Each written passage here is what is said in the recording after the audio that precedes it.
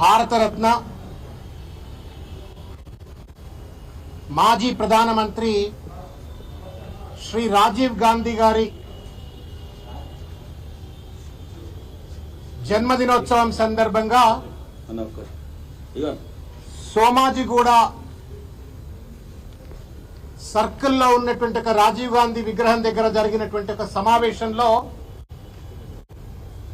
తాను ముఖ్యమంత్రిని అనే కనీస ఇంగితము విఘ్నత సోయి లేకుండా బాధ్యత లేకుండా ముఖ్యమంత్రి రేవంత్ రెడ్డి గారు మాజీ ముఖ్యమంత్రి తెలంగాణ ఉద్యమ నేత తెలంగాణ రాష్ట్ర ప్రదాత అయినటువంటి ఒక కల్వకుంట్ల చంద్రశేఖరరావు గారి పైన గౌరవనీయులు వారిపైన ఇష్టం వచ్చినట్లు అవాకులు చెవాకులు పేలుతూ ఆఖరికి వారు చనిపోక ముందే వారి విగ్రహాల ప్రస్తావన పట్టుకొచ్చి ఒక చిల్లర మనస్తత్వాన్ని వ్యక్తీకరించి అంతేకాకుండా పార్టీ కార్యకర్తలను రెచ్చగొడుతూ బీఆర్ఎస్ పార్టీ కార్యకర్తలపైన దాడులు చేయాలనేటువంటి ఒక రీతిలో సామాజిక అశాంతిని శాంతి భద్రతల సమస్యను సృష్టించేటువంటి ఒక దుర్మార్గమైనటువంటి క్రూరమైనటువంటి ఒక ప్రయత్నాన్ని రేవంత్ రెడ్డి చేస్తే ఇవాళ బాధ్యత కలిగినటువంటి ఒక నాయకులుగా సమాజంలో ఉన్నటువంటి ఒక సిటిజన్స్ గా ఇవాళ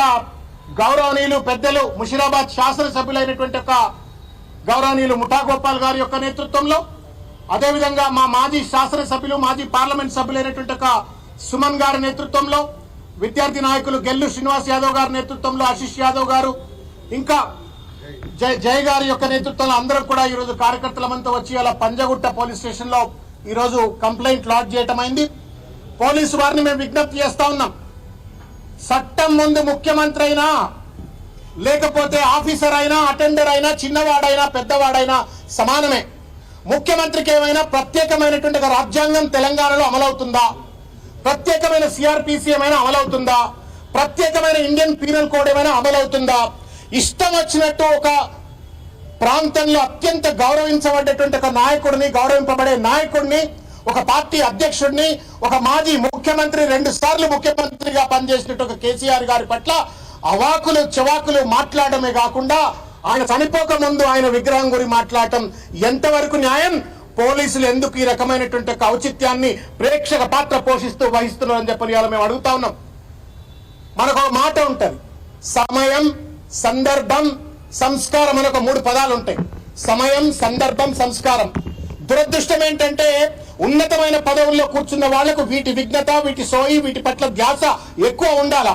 దురదృష్టం ఏంటంటే రేవంత్ రెడ్డికి ముఖ్యమంత్రి అయిన తర్వాత ఆ ఉన్న కాస్త ఏమాత్రమైన ఇంగితం ఉందో లేదో అది కూడా పోయినట్టున్నది. వాళ్ళ నా సమయం లేదు, సందర్భం లేదు, కనీస కుర్చీ పట్ల ఉండవలసిన బాధ్యత సంస్కారం లేకుండా ఇష్టం వచ్చినట్టు మాట్లాడుతా ఉన్నాడు. ఏం సమయం అది?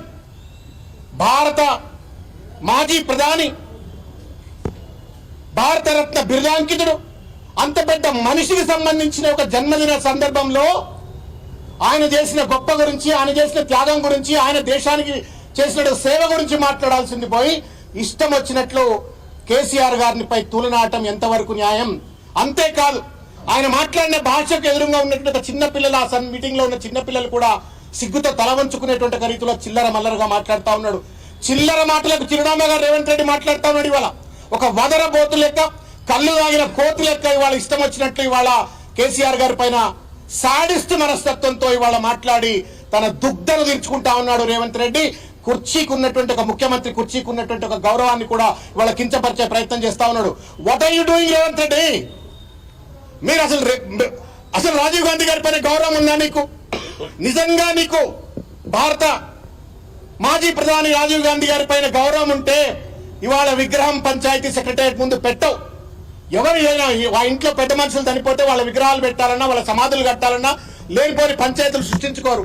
శాంతియుతంగా, సానుకూలంగా సమస్య పరిష్కారం కావాలా, వాళ్లకు నివాళులు అర్పించాలనుకుంటారు. ఇది ఎక్కడ చిల్లర మనస్తత్వం అనేది? సెక్రటేరియట్ ముందు తెలంగాణ విగ్రహం కోసం ఆల్రెడీ ఒక డిజైన్ అయింది. అంత అయిన తర్వాత నువ్వు ఆ విగ్రహాన్ని ఎత్తేసి నువ్వు రాజీవ్ గాంధీ గారి విగ్రహం పెట్టి అదేదో రాహుల్ గాంధీకి, సోనియా గాంధీకి ఏదో మేలు చేస్తా ఉన్నా, నా లాయల్టీని చూపెట్టుకుంటున్నా అని చెప్పిన ఒక చిల్లర మనస్తత్వంతో, క్రూరమైన ఆ విలేజ్ పాలిటిక్స్ చేసేటువంటి ఒక మనస్తత్వంతో ఇలా వ్యవహరిస్తూ ఇవాళ అటు రాజీవ్ గాంధీని అవమానపరుస్తా ఉన్నావు, తెలంగాణ తల్లిని అవమానపరుస్తా ఉన్నావు, తెలంగాణ ఉద్యమాన్ని అవమానపరుస్తా ఉన్నావు, తెలంగాణ బలిదానాలు చేసుకున్నట్టు అమరవీరుని అమలుపరుస్తా ఉన్నావు.